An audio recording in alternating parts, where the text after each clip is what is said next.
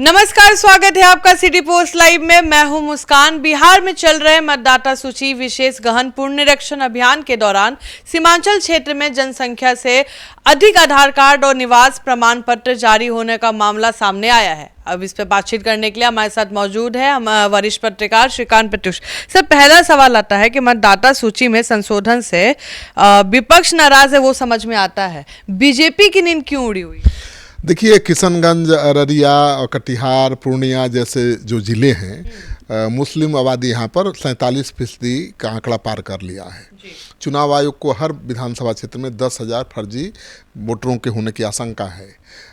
बिहार में विधानसभा चुनाव से पहले आपको पता ही है कि चुनाव आयोग के मतदाता सूची विशेष गहन पुनरीक्षण का काम को लेकर बवाल है, सियासी बवाल मचा हुआ है। राहुल गांधी आए, तेजस्वी यादव आए, विपक्ष ने किस तरह से बिहार बंद का ऐलान किया और उसको लीड कर रहे थे राहुल गांधी।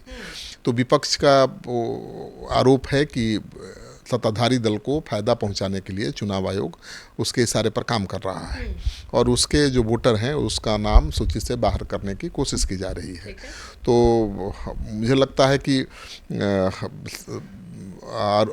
चुनाव आयोग का कहना है कि नहीं भाई, सीमांचल इलाके में बांग्लादेशी घुसपैठियों की संख्या बहुत बढ़ी है और अचानक इतनी बढ़ी है कि 47% उनकी संख्या पहुंच गई है और 47% अल्पसंख्यकों की आबादी उस इलाके में हो जाना चिंता का विषय है।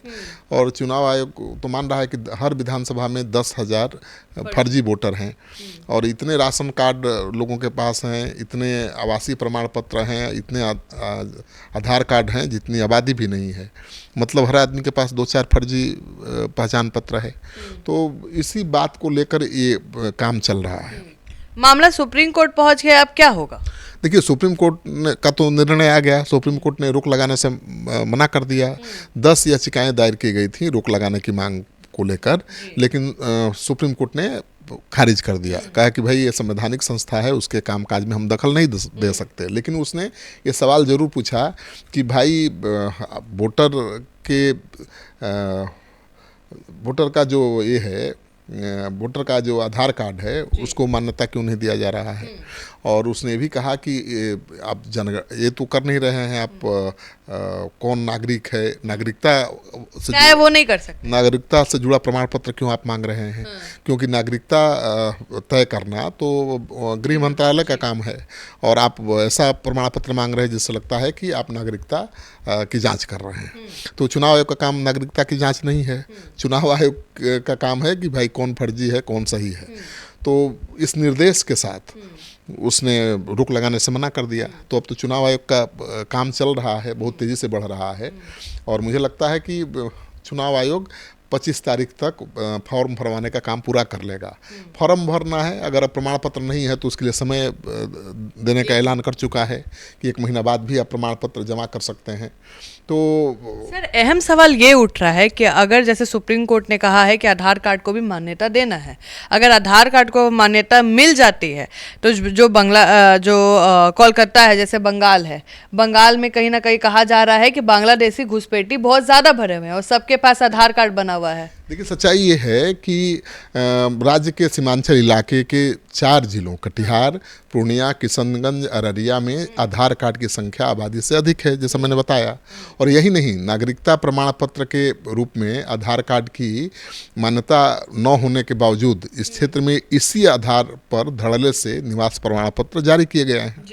तो ऐसे बांग्लादेशी हैं जो हमारे देश के हैं ही नहीं और वो आवासीय प्रमाण पत्र हासिल कर चुके हैं। तो इसीलिए आवासीय प्रमाण पत्र को आधार नहीं माना जा रहा है, आधार कार्ड को आधार नहीं माना जा रहा है। और पिछले 2 दशक में ये क्षेत्र बांग्लादेश से घुसपैठ में आई तेजी के कारण जनसांख्यिकी में बहुत बदलाव आया है और 1951 से 2011 तक इस क्षेत्र में मुस्लिमों की आबादी में 16% की बढ़ोतरी हुई है। अब सवाल उठ रहा है कि भाई 16% कैसे बढ़ गए 2011 से।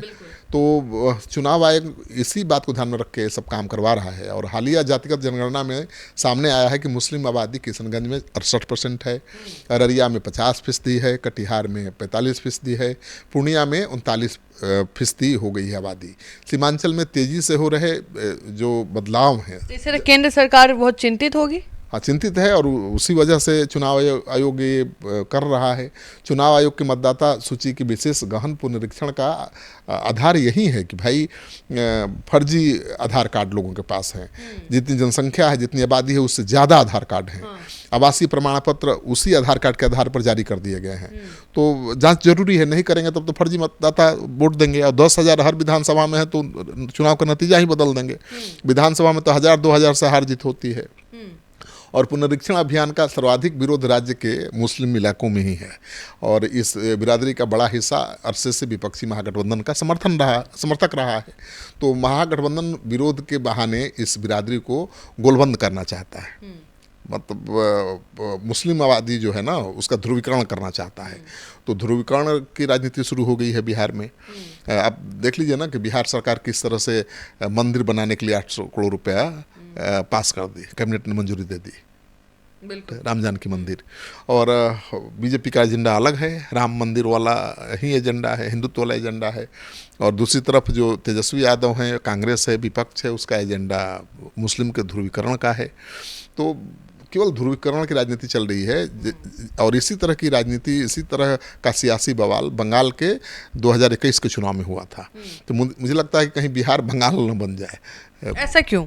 अब मुस्लिम का ध्रुवीकरण हुआ बंगाल में तो वहाँ टकराव बढ़ा बीजेपी और टीएमसी के बीच। वही टकराव तो यहाँ भी दिख रहा है ना। अब मुस्लिम मतदाताओं को के वोट के अधिकार छीने जा रहे हैं, आरोप लगा रहे हैं तेजस्वी यादव, कांग्रेस पार्टी। और इसी बहाने वो गोलबंद कर रहे हैं उनको बीजेपी के खिलाफ। और बीजेपी भी अब बैठेगी थोड़े चुपचाप। जब मुस्लिम ध्रुवीकरण होगा तो हिंदू ध्रुवीकरण भी होगा। जब मुस्लिम वोट का पोलराइजेशन होगा तो हिंदू जो वोटर हैं उनका भी पोलराइजेशन होगा। तो ये पोलराइजेशन अच्छा नहीं माना जाता है लोकतंत्र में। लोकतंत्र में तो जो अच्छा उम्मीदवार हो उसको वोट देना चाहिए। लेकिन यहाँ तो जाति के आधार पर गोलबंदी हो जाएगी, धर्म के आधार पर गोलबंदी हो जाएगी। और पूरे देश की करीब 90% आबादी के पास आधार कार्ड है भाई। बिहार के सीमांचल में यह आंकड़ा आबादी से भी अधिक है।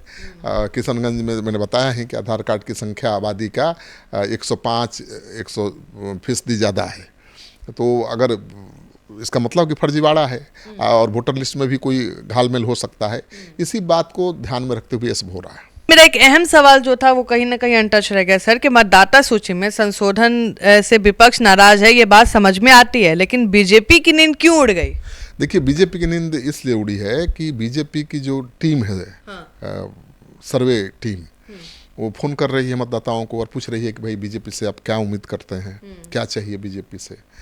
तो जवाब बड़ा उल्टा मिल रहा है। लोग नाराजगी जता रहे हैं। वो कह रहे हैं कि इस सवाल का जवाब तो हम बाद में देंगे, पहले ये बताइए कि क्यों आप करा रहे हैं काम। मतदाता सूची के पुनरीक्षण का काम क्यों करा रहे हैं, क्यों हमसे आधार कार्ड मांग रहे हैं, क्यों हमसे प्रमाण पत्र मांग रहे हैं, इतना प्रमाण पत्र कहाँ से हम लाएंगे। तो लोगों में नाराजगी है।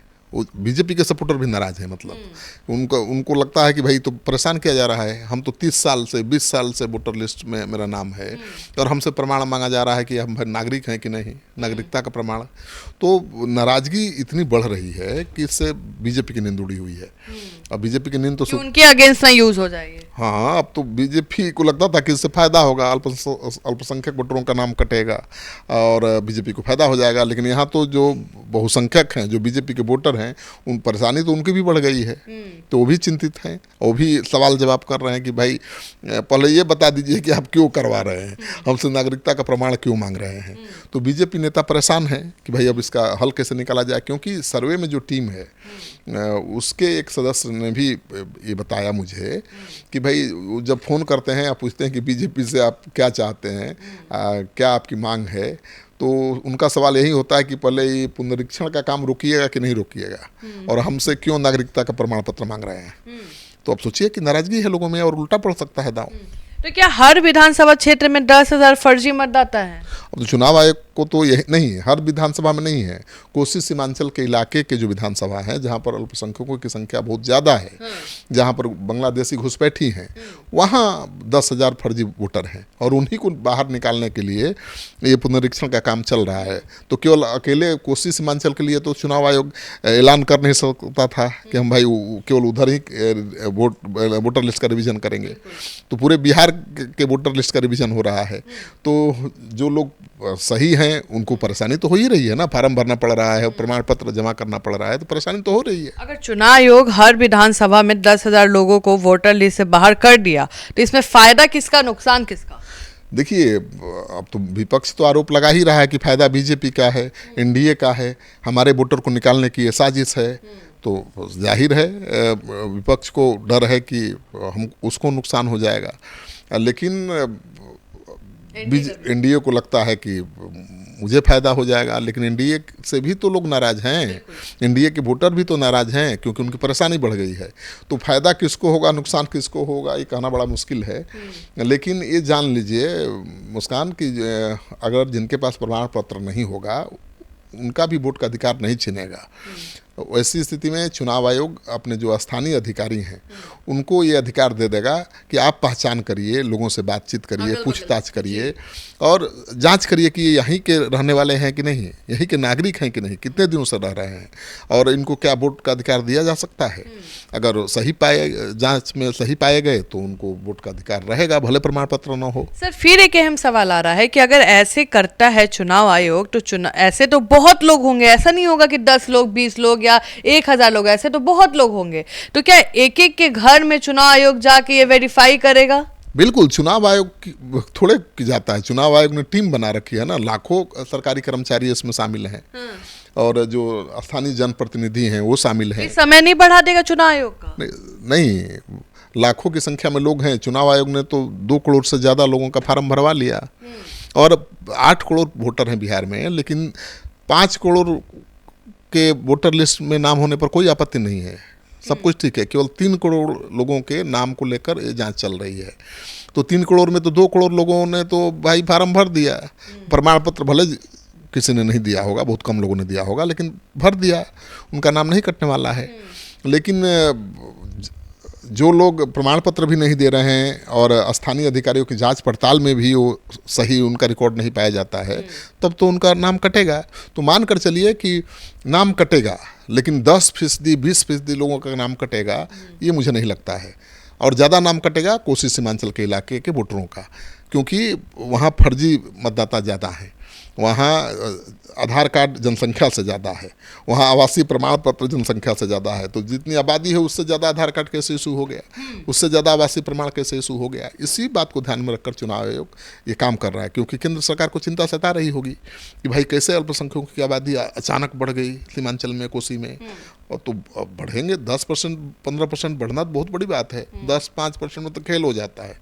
तो तेजस्वी को डर है कि कहीं अगर उधर वोटर लिस्ट से गायब हो गए तो उनकी पार्टी कमजोर पड़ जाएगी, बीजेपी को इसका फायदा मिल जाएगा, यही कारण। आप सुन रहे थे पूरे डिबेट को और आप क्या सोचते हैं, अपना ओपिनियन कमेंट सेक्शन में जरूर साझा करिएगा। तब तक के लिए बने रहे हमारे साथ, धन्यवाद।